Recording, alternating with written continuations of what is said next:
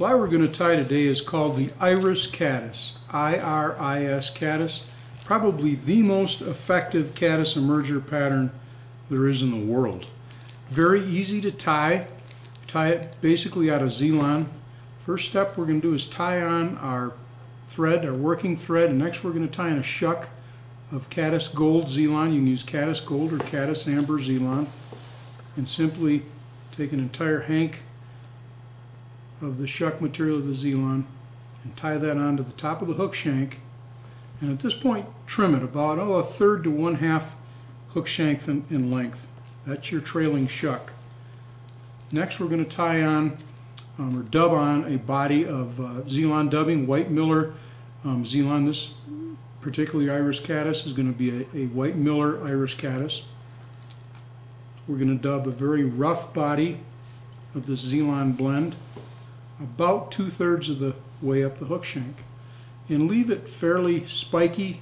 You don't want a very smoothly tapered body. You want one that's shaggy, spiky, sparkly, if you will, to imitate an emerging caddis as it emerges out of its shuck. At this point, we're going to tie on a wing of Z-Lon, and this not only imitates the wing but also the gaseous bubble that the caddis emerges from off the bottom of the river. People have trouble with this, tying on this white Z-Lon wing. Simply, it's just create a loop of Z-Lon. Next, tie that over the back of the hook and on top.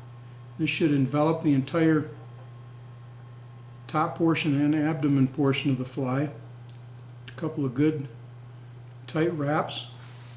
And you can do two things at this junction. I'm going to leave the wing a bit long, and I'll show you why in a minute.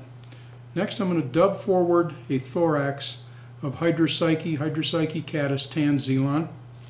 Again, a very spiky, sparkly Z-Lon blend, and you don't want this dub very tight either. You want this fairly loose, shaggy, and spiky. And it also gives the appearance of emerging legs of the caddis. Now, what I'm going to do here is I'm going to make a couple of turns of dubbing behind the wing, the butts, and a couple of turns in front of, and then the next figure 8 around that wing. And finally, I'm going to trim, or I'm going to whip finish here before I trim the butts.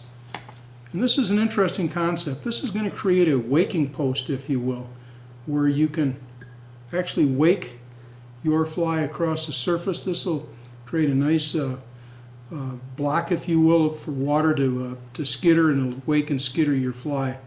That's the finished White Miller Iris Caddis.